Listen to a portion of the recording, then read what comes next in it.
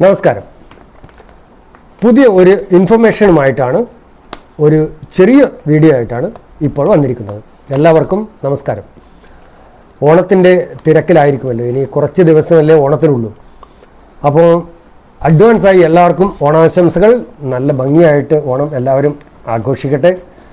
അപ്പോൾ ഓണവുമായി ബന്ധപ്പെട്ട ഒരു വിശേഷം, ഒരു ഇൻഫർമേഷനാണ് പറയാനുള്ളത്. അപ്പോൾ നമുക്ക് നേരെ കാര്യത്തിലേക്ക് കടക്കാം. ഇത്തവണ സർക്കാർ ഡിക്ലെയർ ചെയ്തിരിക്കുന്ന ഓണം ബമ്പർ പ്രൈസ് 25 കോടി രൂപയാണ്, എല്ലാവർക്കും അറിയാം. അപ്പോൾ 25 കോടി രൂപ ലഭിക്കുകയാണെങ്കിൽ എത്ര രൂപ നമുക്ക് കിട്ടും? ഇതാണ് ഇന്നത്തെ വിഷയം. ഇപ്പോൾ നിങ്ങൾക്ക് ഒരു ലോട്ടറി എടുത്തു, ബമ്പർ പ്രൈസ് എടുത്തു. 500 രൂപയാണ് ബമ്പർ പ്രൈസിൻ്റെ ടിക്കറ്റിൻ്റെ ചാർജ്. ആ ഒരു ബമ്പർ പ്രൈസ് നിങ്ങൾക്കാണ് അടിക്കുന്നത് എന്ന് വിചാരിച്ചാൽ, അങ്ങനെ കരുതുക. അപ്പോൾ എത്ര രൂപ നിങ്ങൾക്ക് ചിലവാക്കാനായിട്ട് കിട്ടും? അതോ എല്ലാം മിക്കവാറും മൊത്തം ടാക്സ് ഇനത്തിൽ പോകുമോ? അറിയാത്തവർക്ക് വേണ്ടിയിട്ടാണ്. മിക്കവാറും എല്ലാവർക്കും അറിയാം, എന്നാലും ഒരു ഓർമ്മപ്പെടുത്തലാണ്. അപ്പോൾ നമുക്ക് അതിൻ്റെ വിശദാംശങ്ങളിലേക്ക് കടക്കാം. 25 കോടി രൂപ ലഭിച്ചാൽ ആദ്യം തന്നെ വിൽക്കുന്ന ഏജൻറ്റിന് 10% നമ്മൾ നമ്മുടെ അടിച്ച പ്രൈസിൽ നിന്നും കൊടുക്കണം. അതായത് 25 കോടി രൂപയുടെ 10% എന്ന് പറഞ്ഞാൽ 2.5 കോടി രൂപ. ബാക്കി വരുന്നത് 22 കോടി 50 ലക്ഷം രൂപയാണ്. ഏജൻസിയുടെ കമ്മീഷൻ കഴിച്ച് ബാക്കി 22 കോടി 50 ലക്ഷം രൂപ ആണ് ബാക്കിയുള്ള സംഖ്യ. ഇതിന് നമ്മൾ സർക്കാരിലേക്ക് നികുതി അടക്കണം. അത് നമ്മുടെ രാജ്യത്തെ പൗരൻ എന്ന നിലയിൽ ഇവിടുത്തെ നിയമങ്ങൾ അംഗീകരിക്കാൻ നമ്മൾ ബാധ്യസ്ഥനാണ്. അതുകൊണ്ട് 22 കോടി 50 ലക്ഷം രൂപയാണ് ബാക്കി നമ്മുടെ കയ്യിലുള്ളത്. അതിനാണ് 30% ടാക്സ് അടക്കേണ്ടത്. നമുക്ക് പെട്ടെന്നൊരു വരുമാനം വന്നതാണ്. അപ്പോൾ വരുമാന നികുതി, വരുമാനത്തിൻ്റെ നമുക്കൊരു സംഖ്യ അടക്കണം, ഇൻകം ടാക്സ്. ഓക്കെ, അത് 30%.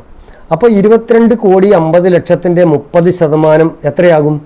6 കോടി 75 ലക്ഷം രൂപ ആദ്യം നമ്മുടെ കയ്യിൽ നിന്ന് കട്ട് ചെയ്യും.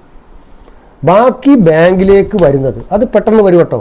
വേറെ നിയമവശം പ്രശ്നങ്ങളും തർക്കങ്ങളും ഒന്നും ഇല്ലെങ്കിൽ പെട്ടെന്ന് തന്നെ നമ്മൾ കൊടുത്ത ബാങ്ക് അക്കൗണ്ടിലേക്ക് ആ ക്യാഷ് വരുന്നതാണ്. അത് എത്ര വരും?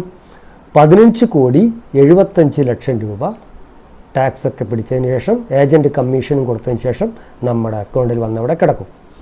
അതെടുത്ത് ചിലവാക്കാമോ? അത് ഒരു ചോദ്യമാണ്. ആയില്ല, ടാക്സ് ഇനിയും പിറകിൽ വരുന്നുണ്ട്. അപ്പോൾ അതെന്താണ്?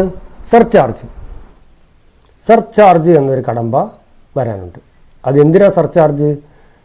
നമ്മൾ അടച്ച ആദ്യം TDSൻ്റെ 6 കോടി 75 ലക്ഷത്തിൻ്റെയാണ് സർചാർജ്. അത് എത്ര? 37%.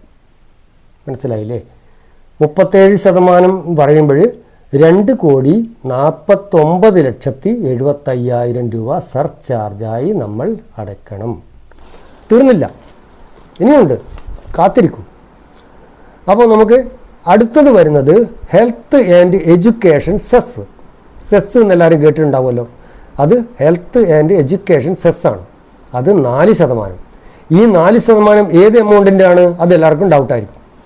നമ്മൾ ആദ്യം അടച്ച 6 കോടി 75 ലക്ഷം ടാക്സും സർചാർജ് ആയ 37% 2 കോടി 49 ലക്ഷത്തി 75,000 രൂപയും ചേർത്താൽ 9 കോടി 24 ലക്ഷത്തി 75,000 രൂപയാകും.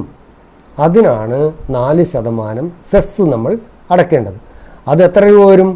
36 ലക്ഷത്തി 99,000 രൂപ.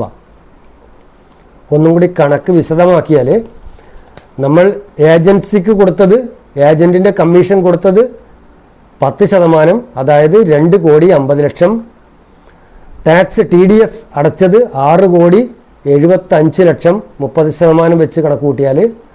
അടുത്തത് സർചാർജ് 37%, 2,49,75,000 രൂപ. അടുത്തത് ഹെൽത്ത് ആൻഡ് എഡ്യൂക്കേഷൻ സെസ് 4%, അത് 36,99,000 രൂപ. അപ്പോൾ മൊത്തം എത്ര നമ്മുടെ കയ്യിൽ നിന്ന് പോയി? 25 കോടി ലഭിച്ചതിൽ നിന്ന് 12,11,74,000 രൂപ നമ്മുടെ കയ്യിൽ നിന്ന് പോയി കിട്ടി. വിദേശ രാജ്യങ്ങളൊക്കെ നമ്മൾ വലിയ വലിയ ലോട്ടറിയൊക്കെ എടുക്കുമല്ലേ? ഗൾഫിലൊക്കെ ലോട്ടറി അടിച്ചിട്ടുണ്ടല്ലോ. അത് 10 കോടി 20 കോടി 30 കോടി 50 കോടിയൊക്കെ ആണെങ്കിൽ അവർ അതിൻ്റെ ടാക്സും കാര്യങ്ങളൊക്കെ നമ്മളെ അറിയിക്കാതെ നമ്മൾ എത്രയാണോ ഡിക്ലെയർ ചെയ്ത എമൗണ്ട്, ആ എമൗണ്ടാണ് സാധാരണ കൊടുക്കാറ്. പക്ഷേ നമ്മളെ ഇവിടുത്തെ നിയമം നമ്മൾക്ക് എത്രയാണോ അടിക്കുന്നതെന്ന് അതിൽ നിന്നാണ് നമ്മൾ ടാക്സ് കൊടുക്കേണ്ടത്.